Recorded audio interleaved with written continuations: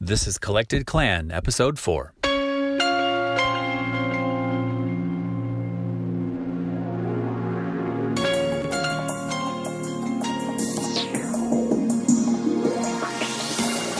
And you know what it is? What I really think that it is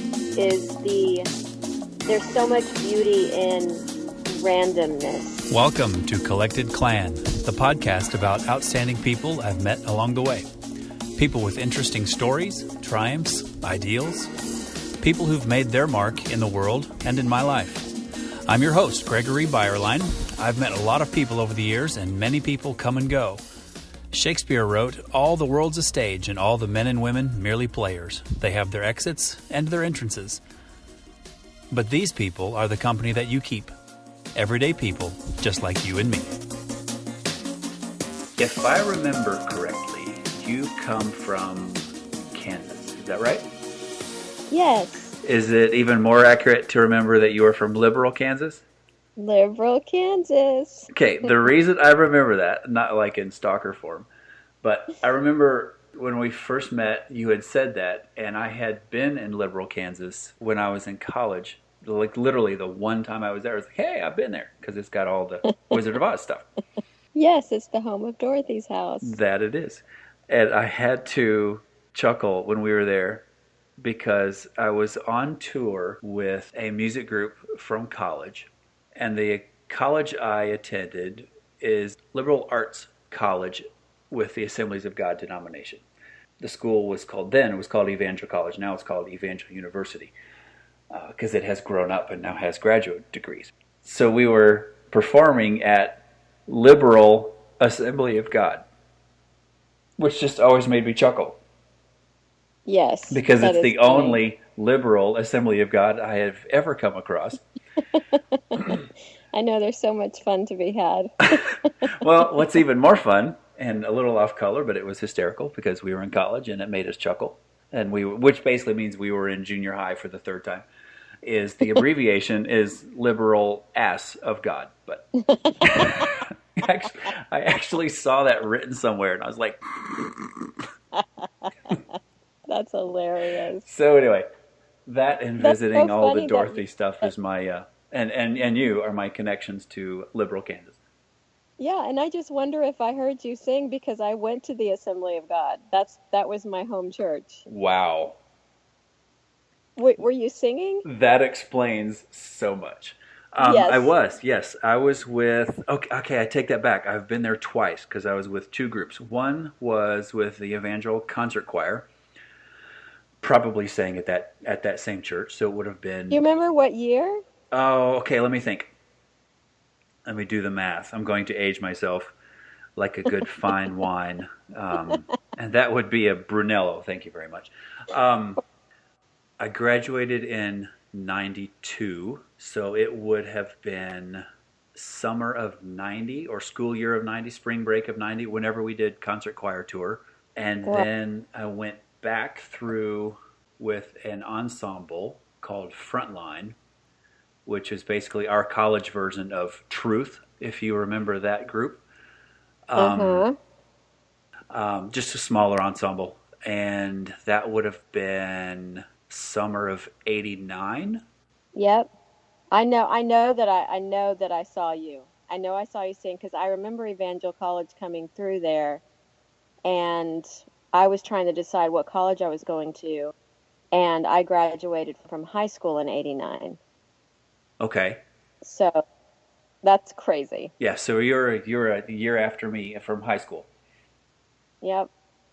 So I entered Evangel fall of 88. Yeah, I've been in your home church building twice. That's awesome. I could pull up pictures of concert choir tour when we were at all the Dorothy stuff, because I remember one of our... one of the basses in the choir was also a football player for the school. Huge, ginormous guy with a heart larger than he is. He's just an amazing human being. But I remember he had on a knee brace, like one of those huge things, go half up your thigh and down below your calf, like external, an exoskeleton. And it squeaked every time he walked. It was like, ree, ree, So I have hereby dubbed him the Tin Man because that's where I heard it squeak when we were in Nice. Liberal, Kansas. And I have a picture of him standing with the Tin Man statue out there. Anyway, so that's my Liberal, Kansas story, Love it. and I'm sticking to it. Perfect. So that's how, all that to say is that's how I remember you being from Liberal, Kansas, because all that went through my head in about a nanosecond when you introduced yourself and said you were from Liberal, Kansas. It's so funny that I would tag my hometown when I introduced myself in Nashville when I was, 26 years old. I Yeah, loved growing up there. It was a great place to grow up. that's cool. What was it like? It was very laid back, very conservative, which is really funny. But, small town, and I definitely was a small town mindset. And especially growing up in a small town church on top of that. But it was a Um, liberal church. and I know, but it wasn't. And so I was not allowed to listen to any secular music of any kind. And so I grew up on Amy Grant and Michael W. Smith and I don't know if you remember Petra and Oh, girl, DeGarmo and I Key and know all, all that. That's yeah, why I'm in Nashville. yes, that was my musical upbringing. Yeah. So And yeah, depending but it on the was album, was not so bad of a musical upbringing. oh, true, yes. So how did you get to Nashville? Well, it interesting. It's the music connection. So I grew up listening to. I mean, really, Amy Grant was my voice of reason. I think my voice of truth throughout my childhood and growing up into a young adult, and probably the bridge from a small conservative church in the middle of nowhere to the city of grace in Nashville, which is what I call it because I truly believe it is a city of grace. And I wanted to be her. That's why I came here.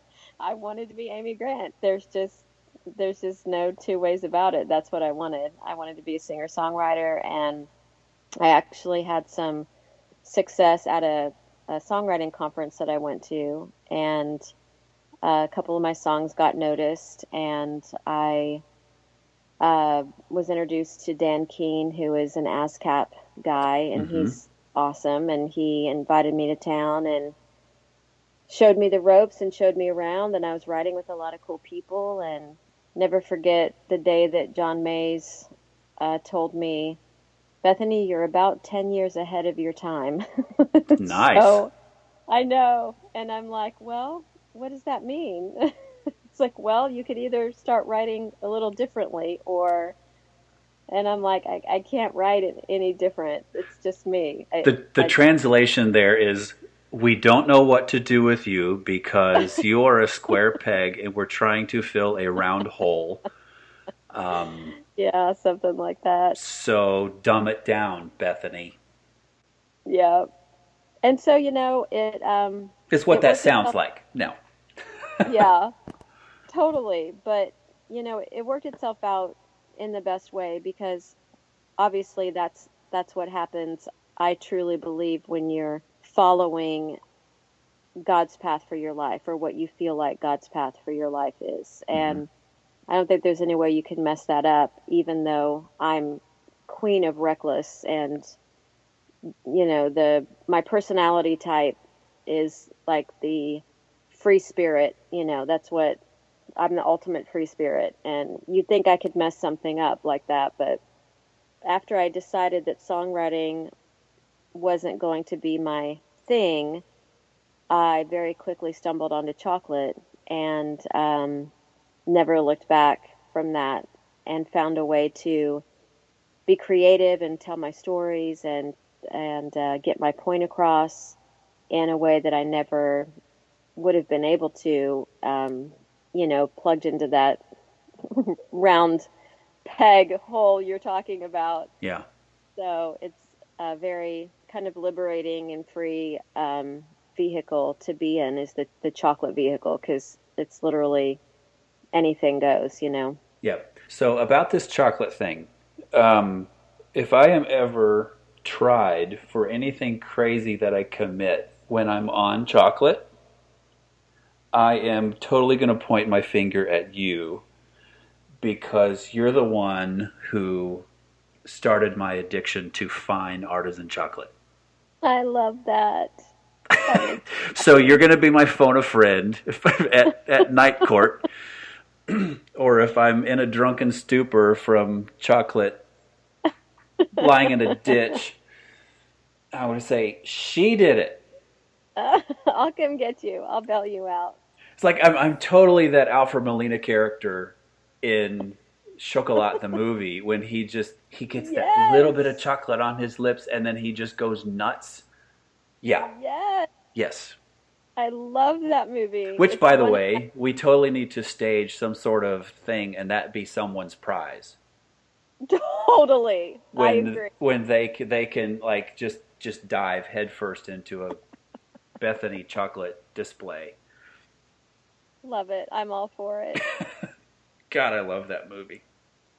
I know. It's one of my favorite movies. I would say it might be, it's between Moulin Rouge and Chocolat. Oh, They both kind of have a similar theme yes. and a similar, I guess, story when it comes down to just the root of what the movies are trying to convey. Yep. And they both just strike a chord with me. Oh yeah, Megan and I could totally go down a Moulin Rouge rabbit trail, and this conversation would come back on track in about 30 minutes. Totally. Love that movie also. So do And the I. funny thing about that Alfred Molina character is, as soon as I said I'm totally that character, is like, well, no, I'm really not because I don't really like the character, but man, I love that epiphany he had I when know. that It's little just a sliver brilliant. of chocolate just landed on his lip. I'm like, freedom. No, it is brilliant. It is just brilliant in every way. And the movie really conveys exactly what I'm trying to do with chocolate in some ways, but with my life, with just trying to free up the the not the chains, but just the binds, the bounds, the whatever it is that you feel like when you're raised in a small town church with the small town ideas and the judgments, and you're put into this little box, and then breaking out of that box and realizing that God is still there and you're the person who he created, and that's okay. And discovering all of those things, which I discovered when I came to Nashville, is really just so beautiful. But that movie just conveys it in such a way, the humanity of Christ rather than the divinity of Christ. It's just brilliant. It Yes. gets me every. Yes. Well, and the cool thing about that is those are the two sides of the coin, Mhm. the humanity and the divinity. Yep. So is that literally the answer to why chocolate? Yeah, I think it is. Is it for real? Because I I've really. always wondered. I honestly have always wondered that because I remember when it was a while after, I don't know, maybe a few months after we met, but you had mentioned, I kind of want to do the chocolate thing. I'm like, well, that's cool, good for you.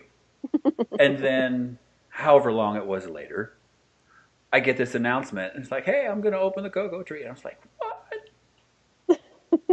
She actually did it. She did it. Yep. When I drive towards something, there's nothing stopping me. I will not quit. Even just trying to, my rational mind cannot quit with my will. My will is just so strong, and I ran into so many roadblocks and just kept plowing through, and pretty recklessly, actually. And I think that's almost the only way you can make anything happen of any significance, to break through the noise that's out there today. But Yep.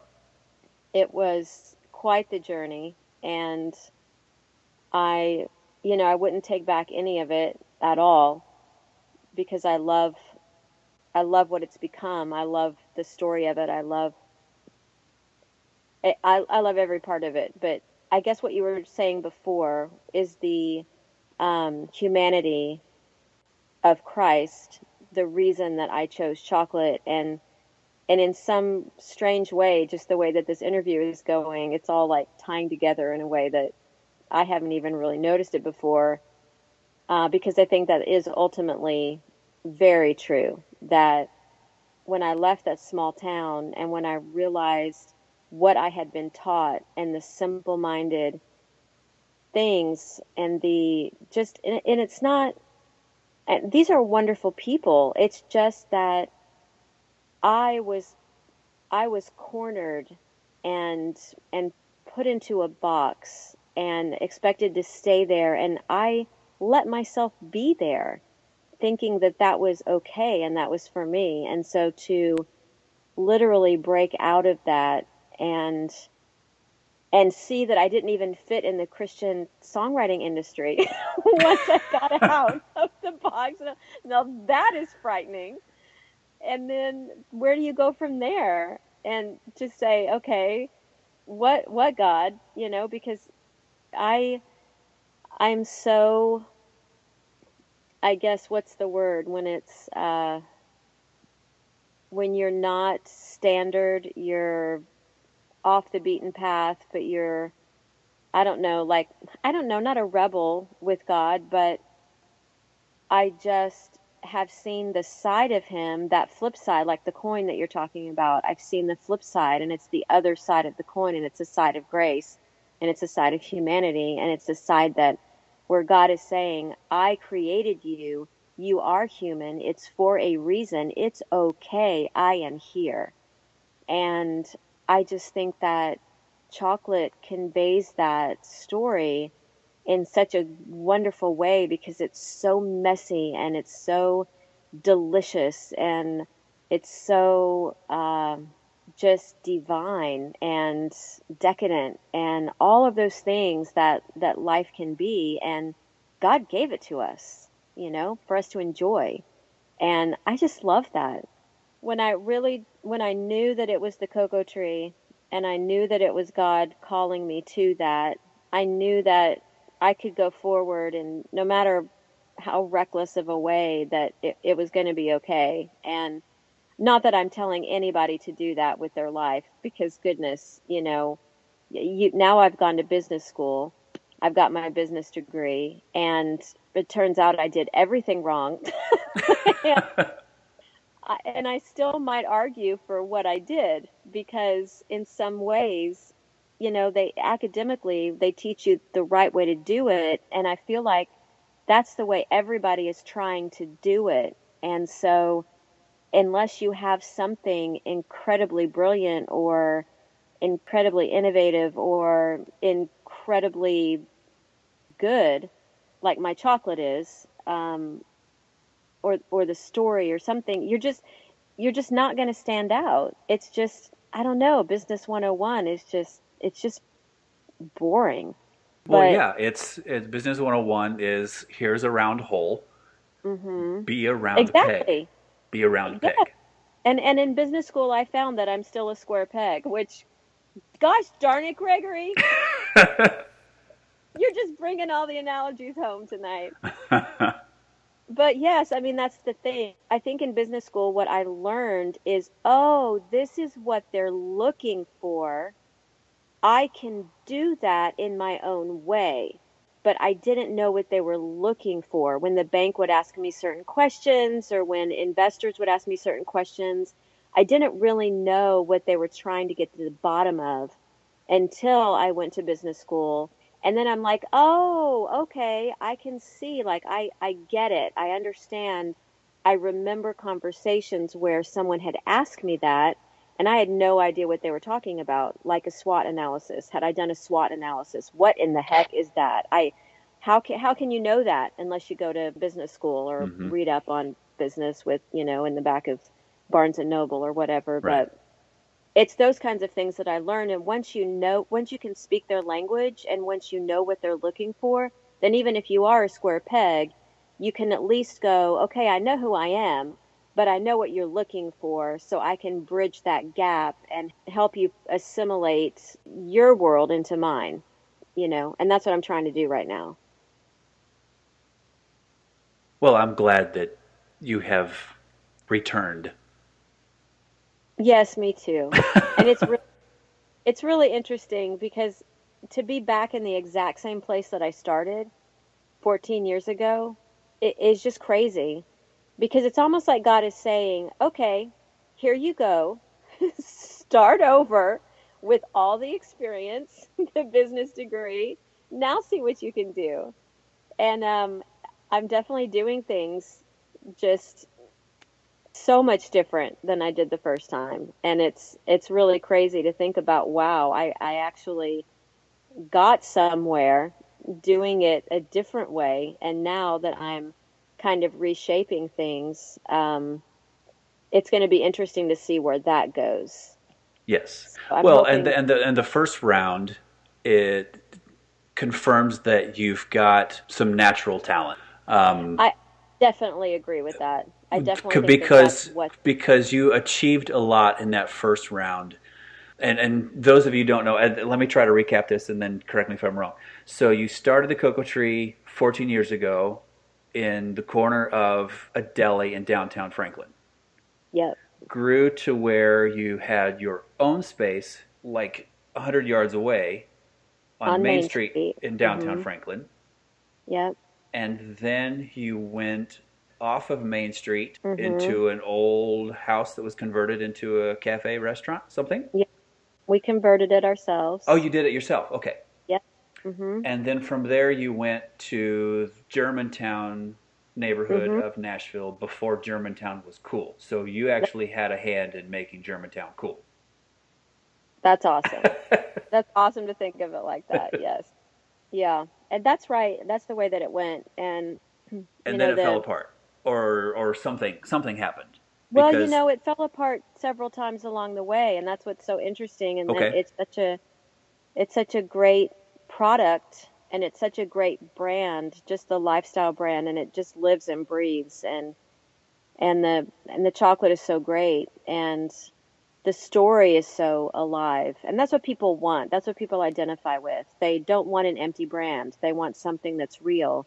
They want a person who's, you know, behind it. And, they I think people identify with a woman starting her own business, learning how to make chocolate, defying the odds, going against the European model of what chocolate is, and just braving the new rock and roll terrain with my guitar, and just doing it the way that makes sense to me. And that's the only way I've been able to do it, because I've never been able to have someone teach me. I've only been able to observe things on YouTube or on the Food Network channel or in a book that I read or whatever, but I had to assimilate it all and practice it all. And the going from building to building, now the first move to Main Street was awesome. It was glorious. It was everything I wanted. I would have stayed in that building my whole life and been successful, but the building had environmental issues, and that just goes back to a lack of due diligence when you don't know anything better, and you're just like, oh, a building, great, this right. is perfect, let's move in. But it turned out that the whole back wall of the building was leaking, and there was actually black mold growing upstairs where my children were living. Oh, that's right, And because you guys literally moved into that building, yes, we cafe downstairs and yep, residence upstairs. yep. And I Wow. mean, there was nothing better in my world than to lay upstairs in my bed at night, and because sometimes I'd go to bed before it closed down below, and just hearing people just laugh and just have the best time, and hearing the music down below, it was really a magical time of life. And I had one of my babies up there, Story, which she's now 12 years old, but I birthed her up there. And so Wow. that building is just so, it's just such a part of me. And even when I walk past it now, I just long to be a part of it and to go in it. And if I had $5 million, I would fix up that building and go for it again. But that's the thing, is the first time I did that, and this is what I would caution anyone against, is don't do this. don't do what I did. I I got the money that I needed from friends and family to open on Main Street, and then I opened with $0 in the bank. And so you're just living on the fish from the day, Yeah. like hand to mouth. You're living on what comes in the front door. And the thing is it was so successful that there was money coming in, but my chocolate orders were all of a sudden $6,000. My payroll was, you know, $4,000, and oh my goodness. And then there was payroll taxes, which I knew nothing about. I was just paying my employees, and all of a sudden I get a notice that I owe employee tax. And Yeah. Gregory, I didn't even know what that was. Oh, wow. And so Yeah, that'll catch you it's off guard if if you're not expecting it. oh yeah, $4,000. And so like it was like a paycheck from the household. A household paycheck went into paying the payroll tax. It was just such a roller coaster ride and just so crazy. It was so successful, but so reckless. And I don't know how we made it through, um, alive, honestly. But and it's some of the best memories of my life, making 20,000 truffles in one weekend because we got a big corporate order that we had to fill, and just craziness. But then once we moved from that building off Main Street onto Third Avenue, it was never the same because you just don't get the same foot traffic. Yeah, And it's around the corner, but it's Mhm. off the path. It's off the path. Yep. And it's just so hard to get people to go off the path. And that's another thing that I've learned. And then when the Franklin store closed, that's because I lost ownership. I lost, which that's another lesson. Never do this. I sold more than 50% away because I needed money to open again on Third Avenue. And so someone else became the controlling partner, and we Mm. just didn't agree, and things did not go well, and ended up closing it down, sadly. Mm. But then found another partner who was amazing and saw the potential and helped me open in Germantown and Nashville, and that was so successful. Just a wonderful, wonderful time in life was to watch the cocoa tree flourish in Nashville in the way that it did. That was such a great space. Yeah, We even during the we recession. loved going through. Actually, we Hmm. would go to the neighborhood. Oh, we just happened to be near the cocoa tree. Yay! Darn. Oh, that's How'd that right. happen? I know. It's just, one of those things where I long to be back in those some of those spaces and have another go at it, but it's just, a new season in life, and I'm so glad to be back in the little space and just starting over and seeing what it can be this time if I set the models up right and pursue the right opportunities in the order that makes the most sense for profitability. I know that the first time around I was concentrated on making something wonderful, and that's what I did. And now that I know that I can do that this time around, Gregory, I want to make it profitable. And That's wonderful. that's the goal. It's already wonderful. Wonderfully I want profitable. profitable. And because everyone was getting paid, I was even getting a small paycheck, but it's not that opportunity that you think of when you think of chasing the American dream and you're going to have your own business, it's going to be successful, and all of those things happened. But then where's the payoff? Where's the money that's going to make it all worth it for my family and for me? And I just never got there, and it's hard to get there with chocolate. Yeah. Well, that's the E So Myth. Have you read that book, The E Myth? yes, absolutely, Yeah, yes. one of my favorite anecdotes from that book, and I have to confess, my first sweet love is pie, fruit pie. So you loved that book. Well, I loved it, but I didn't love what I heard happened to the pie maker. Um, Oh it's yeah, like I love pies, I love pies. I want to go into the pie business, and then all yes. of a sudden, this pie maker is no longer making pies because the pie maker now has to make hay while the sun's shining. Yes. And then falls out of love with pies. I'm like, no, sad time. Yes. But in my instance, and this is the thing, is when the people that invested and bought out, my majority when I was in Franklin, we all talked the same language on that book. We were all like on the same page with that book. And what they failed to realize about me that I already knew about myself, but they did not see it or did not want to recognize it, was I was not the technician. I'm not the pie maker. I'm not the chocolate maker. Yes, that's something that I taught myself that I really have enjoyed and I love to do.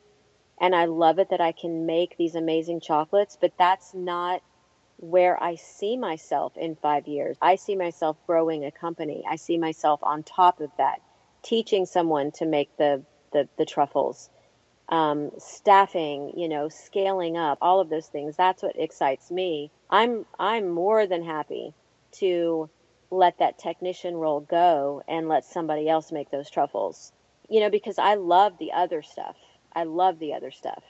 But you can't do both for sure. And that's where, like, being back in the small space now where I'm having to do everything again, it's daunting. And if I didn't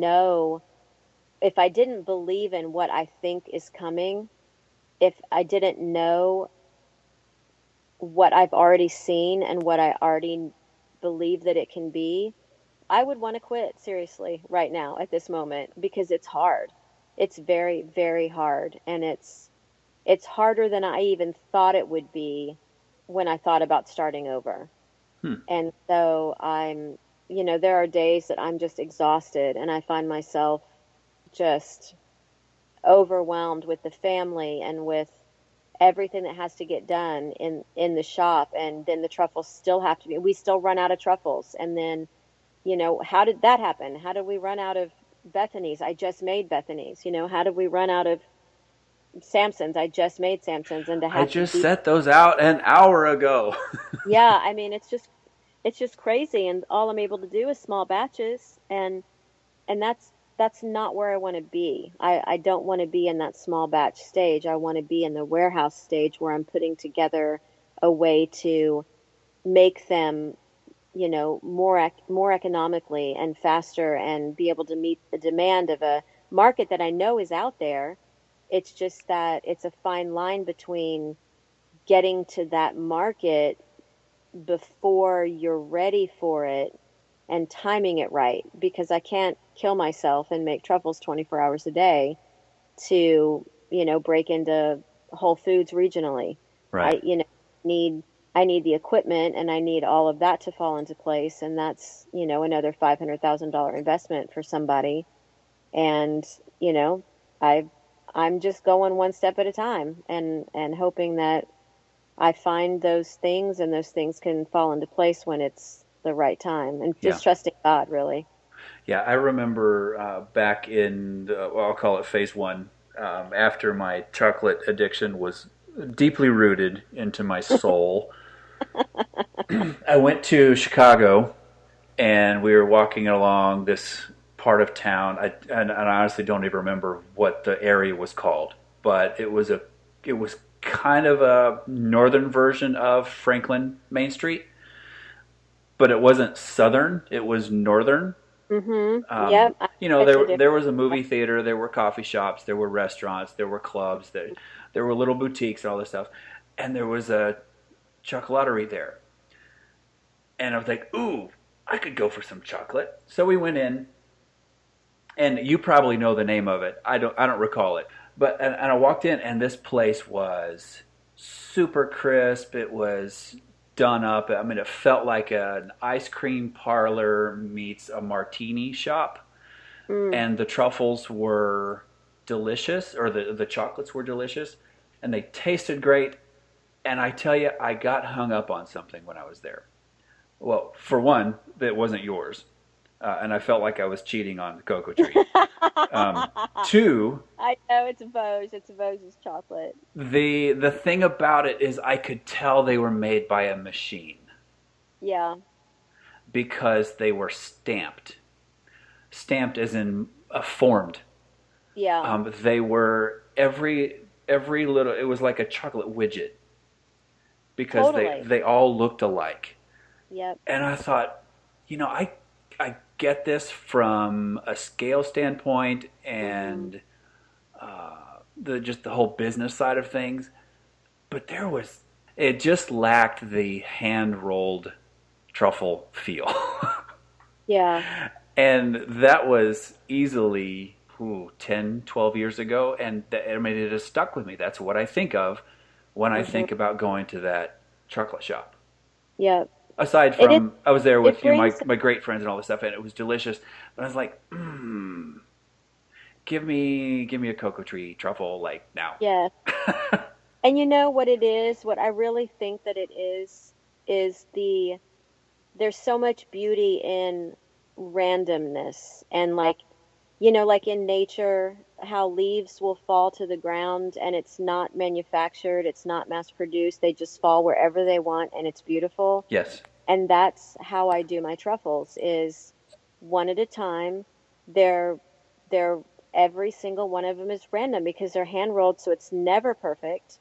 And then the topping always falls in a different way because it's not put on by a machine or it's not stamped on or whatever. And I honestly think that that's what one of the things that makes them so appealing is they're so randomly beautiful because they're all the same but they're different.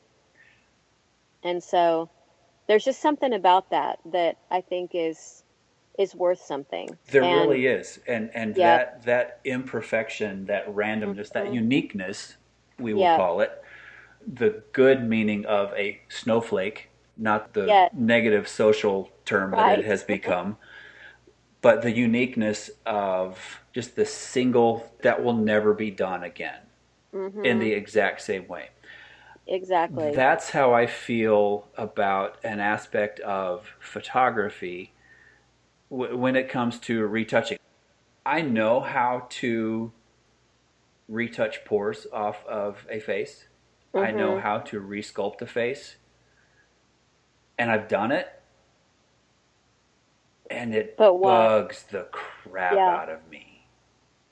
I do it to a degree now, but not near the degree that I can or Mhm. that I used to.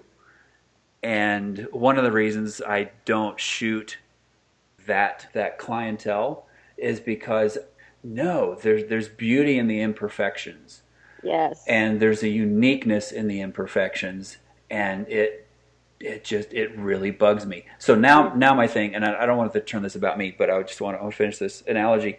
Now my approach to retouching is if it's a blemish, temporary blemish that's going to be gone in a day or two, I'll take it off. Yeah, Easy that's peasy. Because nature is going to do that also. yep. That skin blemish is going to heal Yep. and the real beauty is going to be restored. Yep. But when somebody comes in and wants me to, hey, can you give me like a little tummy tuck or a facelift or You whatever? I'm like, would yeah, yeah, but no, because totally. that's not who you are. Yep. That's so true. I'm glad you do that. And I think just to bring that back around, I think that that's largely one thing that I've done right. And I know like Taylor Swift, which I'm a huge Taylor Swift fan because she's just incredibly brilliant and she has this new song on her new Reputation album, but it's she says I did one thing right. I got one thing right. Like and she's very with her lyrics, she's very picky and she would never repeat something twice unless she really wanted to, but she got one thing right.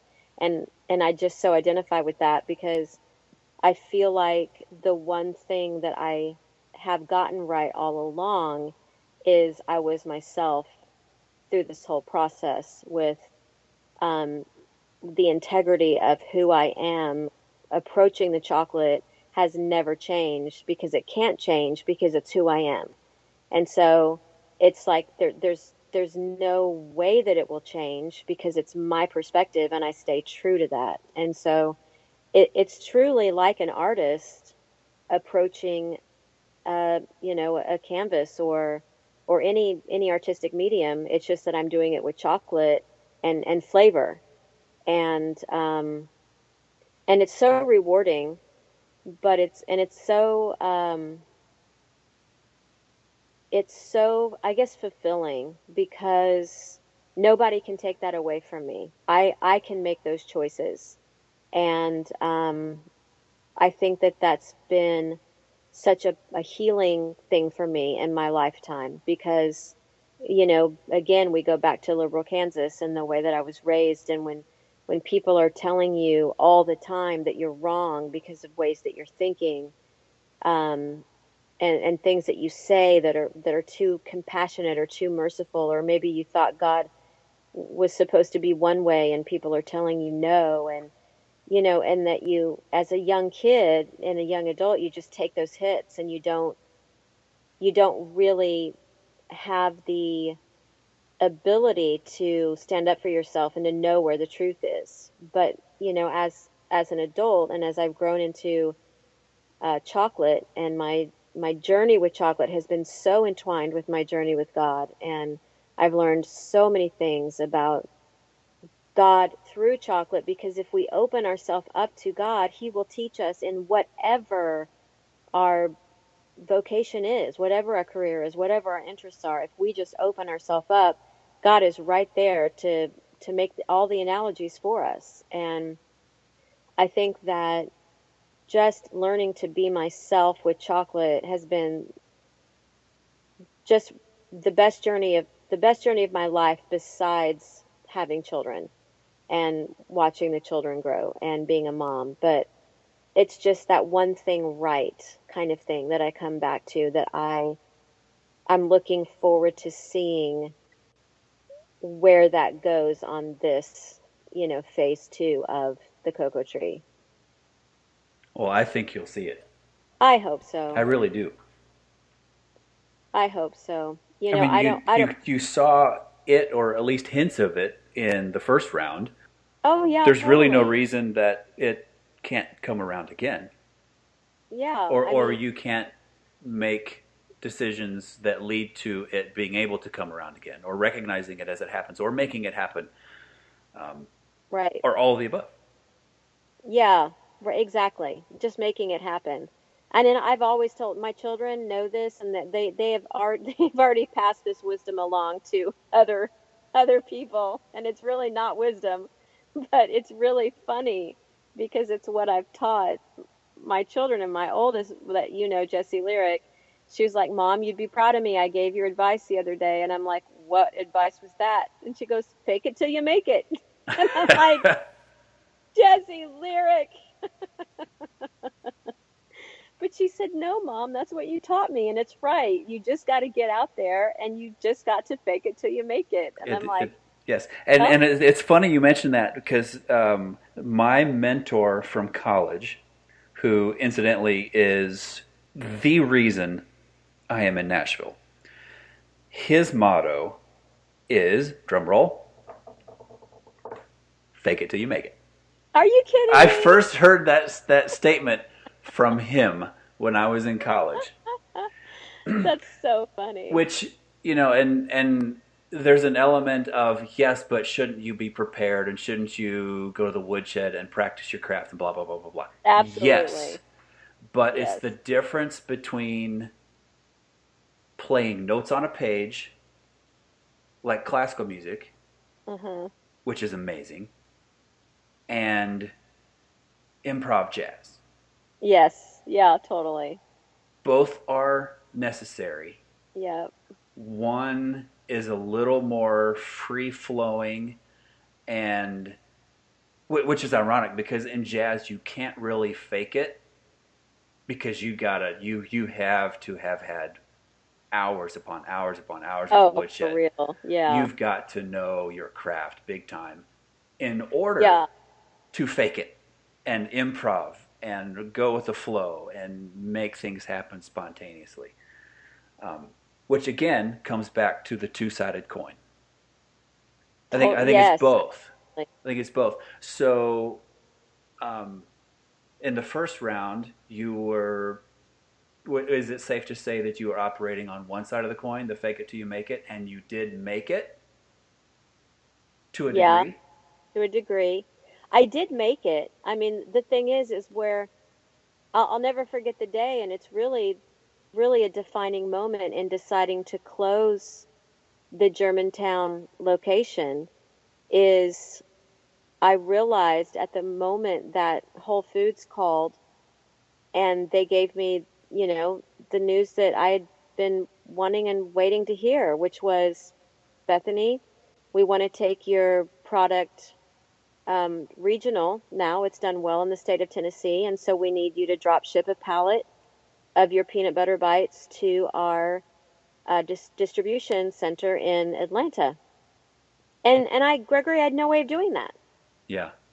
I mean, and if I was gonna make a pallet, I figured that out, and it was like 13,000 peanut butter bites, right, or something like that. I don't remember the math exactly, but it was something like that. And in order for me to do that, the just the labor cost and just the room that I would need to get it done, because if I do it on just two work tables with one tempering machine, it was going to take me a month to get it done with everything. With doing nothing else. Right. I mean, no, with what I had to do in the shop, it was going to take me a month as a Okay. side project to get them done. But you can't do it that way. I can't.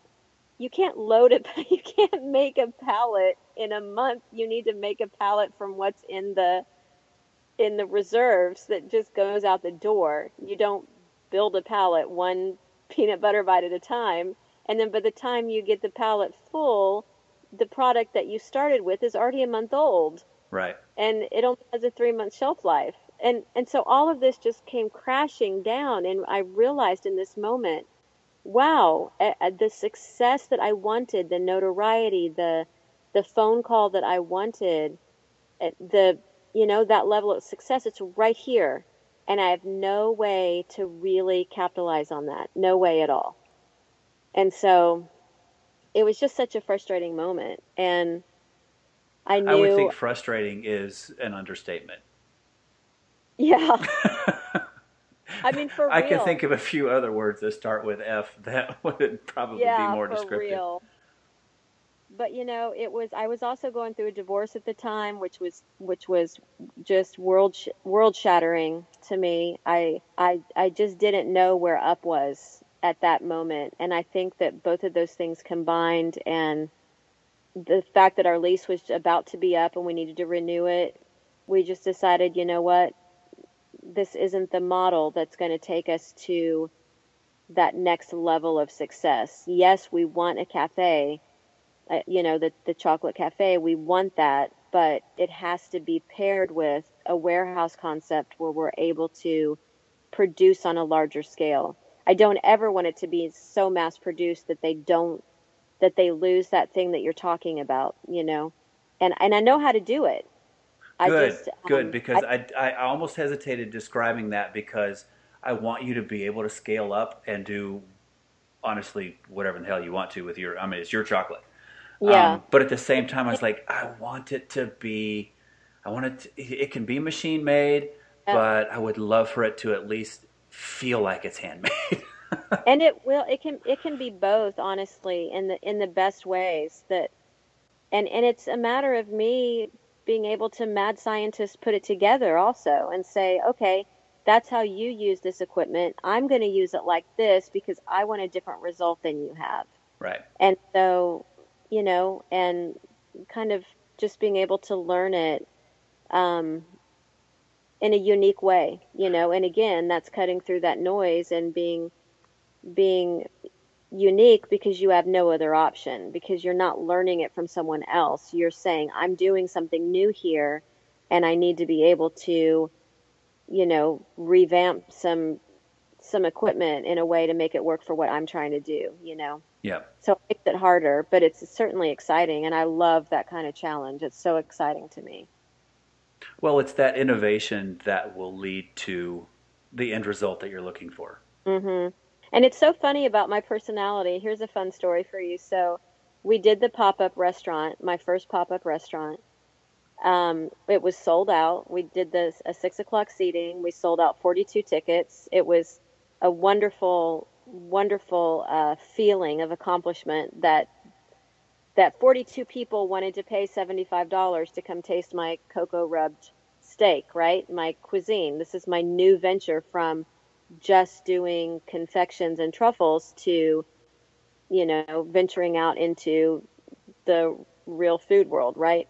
Yep. And so I'm planning this, I'm putting the menu together, I'm experimenting, I'm getting the flavors just right, and I'm just great. I mean, it's going to be great, and I'm a little worried, but I think it's going to be okay. And so then it gets to the point where 42 people are seated in the Mercantile. They've had their chocolate butter, which was divine. Oh my word. Their warm bread and their salad and their loving life, and they've had some wine. And it's the point where I'm supposed to put 42 steaks on the grill, right? My cocoa rub steaks on the grill. And we're putting them on the grill, and I'm realizing, Bethany, this might not go well. Like this is my freak out moment. This is the first time that I have thought that this has gone through my head, is this might not go well. Like, there is a chance that this could go very badly. And Ouch. I panicked for about 30 seconds, and then I got it back together because I thought, well, what else am I going to do? I got to send these steaks out the door. And so then we sent 42 steaks out the door in 3.5 minutes, and the reviews were unbelievable. I mean, I went back out there sheepishly because I didn't know what the response was going to be. I mean, I thought it was great, but you always think your baby is beautiful, right? Of course. And I walked out into the room, and people were applauding. Oh, man, that's fantastic. It was unbelievable. It embarrassed me, and I don't get embarrassed with applause. I like that, but it was just so unexpected. And people were, person after person, this is the best steak I've ever had. Wow, I cannot believe you pulled this off.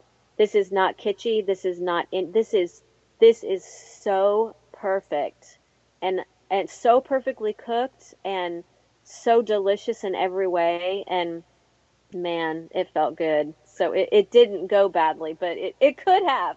They had an Alfred Molina moment in the store window. Yes, they did. And they were fighting for, okay, when are you going to do this again? Almost every table. We want you to tell us first, because they didn't want it to be sold out before they had a chance to do the next one. So is the next one scheduled? The next one, I believe we are doing on St. Patrick's Day.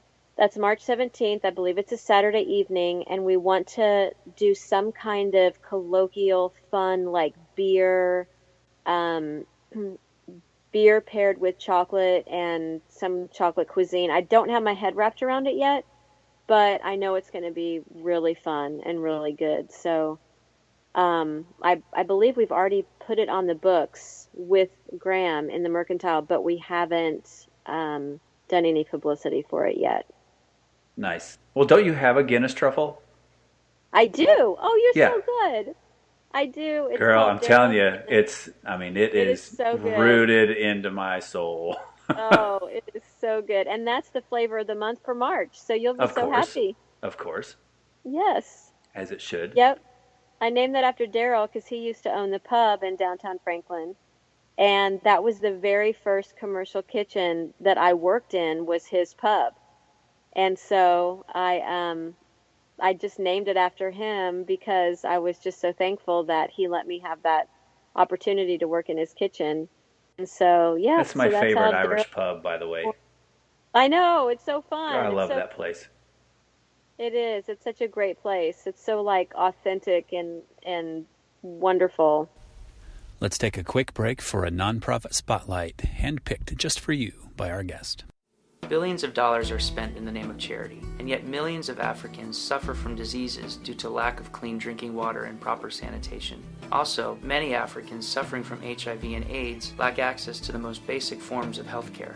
But what happens when we go beyond charity? What happens when we creatively partner with communities in Africa and in America? In the U.S., lemonade stands, car washes, and bake sales take the place of foreign aid, corporations, and billionaires. And in Africa, community groups, hygiene training, and local ownership take the place of handouts, pity, and rescue. Hope happens. Bloodwater Mission is partnering with people like you to bring change in your own community in order to bring change to those in Africa. Fathers and mothers, students, teachers, artists, people just like you will all have the chance to partner with someone not so unlike you a continent away. People empowered by the knowledge that $1 can provide an African with clean water for an entire year. Take the first step. Visit bloodwatermission.com and see how you can get involved. So recap you talked about your cocoa rubbed steak success. Yep. Yay. But in phase one, round one, version one, you had some other like really cool successes where you made it on numerous occasions. I want to go, so I'm going to go from memory, will not be chronological, but you designed a chocolate dress. Yep. What? I know. Well, when I had gone to New York City to, when I first decided to do chocolate, I went to New York City to the New York City Chocolate Show, which is an annual event. And I just wanted to see what everyone else was doing. That sounds like heaven. Oh, it was amazing. And part of the event was a actual runway where models, real models, wore chocolate dresses down the runway, and these dresses were exquisite. And the requirement was it had to be 60% chocolate and then 40% of whatever you needed to, to construct it, with to make sure it was going to stay on, right? And so I just saw all those dresses and I thought, I want to do that someday. I want to do that. And I never thought that I could, because it seemed so out there to me. But 2 years later, I just decided that, you know what, I've got to put myself out there. I've got to take some chances and get some notoriety, get some press, but also I just like the challenge of doing something that is where I just don't know how it's going to go.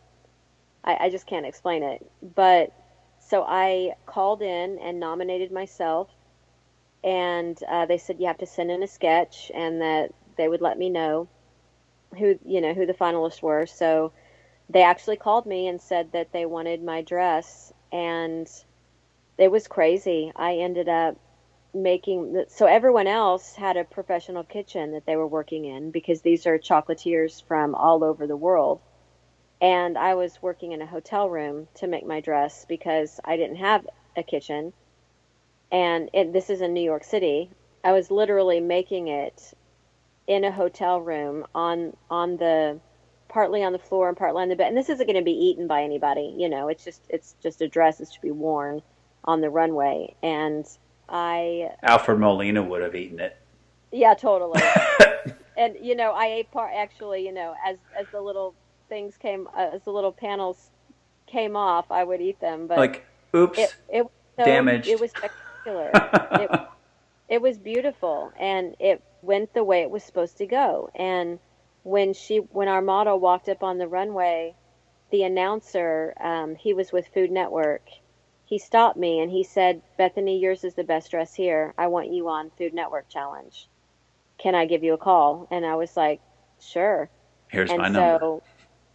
Yeah, so then I got that call and was able to go on Food Network Challenge and do the Statue of Liberty. And that was another crazy, adventure. It's just those kinds of things that I believe that, it inspires me, and it helps me continue to push myself and continue to be creative. And I think that also inspires other people, because you can see the things that you can do with chocolate and the things that one person can do if they put their mind to it. And I'm just the type of person, I'm willing to take that risk, and just see what happens. And it might be fantastic, and it might be horrible. I don't know, but so far it's worked out, every time. So that's good. We'll hope that trend keeps going. Yeah. Wow, that's so great. And surely you've got like video of all the Food Network stuff and the chocolate dress. Mm-hmm. You've got that for posterity's sake, right?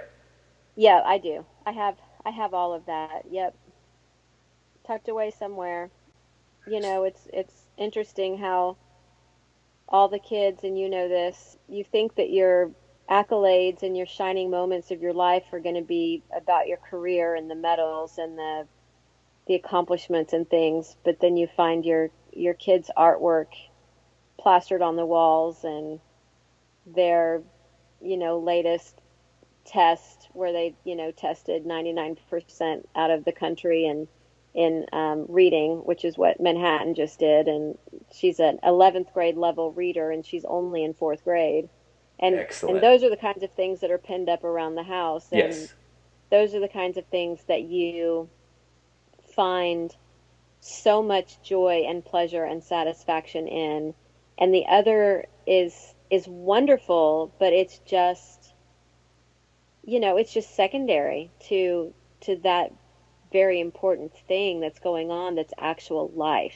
Mm-hmm. And I'm just so glad that I'm connected to my life in such a way that I didn't lose my children, and I didn't lose all of those wonderful days and moments with them because I went off and chased a career that took me someplace away from my kids. I've balanced it every step of the way. I've said, no, I'm not doing that because I have a kindergarten graduation that night, and that's more important to me. And making those choices and being able to make those choices, I think, is the reason why you want to be a small business owner. It's why you want to have your own business, is so you can be your own boss. But it's also just so important to never lose sight of the fact that you have a family that's growing right under you, right under your wing, and the time just flies, and you can blink and miss it. And so just taking every opportunity to champion the kids and their accomplishments has been really a greater joy, if that could even be possible, than the cocoa tree for me. Yeah, it definitely flies by. My oldest is 8. She turned 8 in the end of September, and sometime in the month of October or November recently, she said something just conversationally, and she said, "Daddy, for my 9th birthday," and then she went on and completed the sentence. But all I heard was, "Daddy, for my 9th birthday," and I'm like, 9. I know. That's halfway to 18. Yes. And it goes... Oh, my word. We are halfway to launch. Well, technically we're not. We're halfway plus a year because she had just turned 8. It was just this massive reality check. Mm-hmm. I was like, "Daddy, for my 9th birthday," I was like, oh, wow, it goes so fast. So fast, and you can't get those years back. And, one thing that's so rewarding about the cocoa tree and chocolate is they can be right there. I teach them things. They're able to be there with me, and that's wonderful too, is to have a business that your kids can grow up in. Yeah, and it was nice to see Manhattan again, because I had not seen her since she was an infant. Baby. I came home. Of course, I didn't tell Megan where I was until Valentine's the next day. But I said, yeah, I got to meet Manhattan. And she's like, oh my gosh, she would have been a baby last time we met her. I was like, yeah. Yep. She gave me a hug when I left. I'm like, that was so sweet. So sweet. She's the sweetest kid. She's a sharp one. She is very sharp. I'm so glad I named her Manhattan. She lives up to her name. I knew she would. That's very cool. What is on the horizon for the Cocoa Tree and Bethany? I really am hoping that we're going to get a warehouse. I'd like a 3,000 square foot warehouse where we can scale up a little bit and do some mail order, and that way we can open up the e-commerce lane, which we need to, and I'd love it had a little chocolate tasting room where we could do some events in there, and just be able to scale up. I really want to start tackling the wholesale element and see where we can go with that. Mm-hmm. Knowing now what you maybe didn't know then. Right. In the first phase. Right. Yeah, it can happen. That's exactly right. It can happen. I think it can. I mean, you did it once.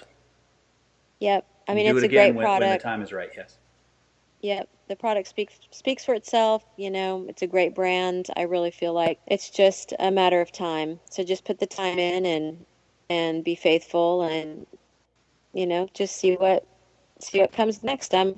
I'm just as curious as you are. I'll be ready. I'll be ready when it comes knocking. Good. Well, that's really cool. I definitely hope the warehouse thing happens and that you can make it happen, because that seems to be a launch pad that needs to be built to help get everything else off the ground. Yep. That's what I think.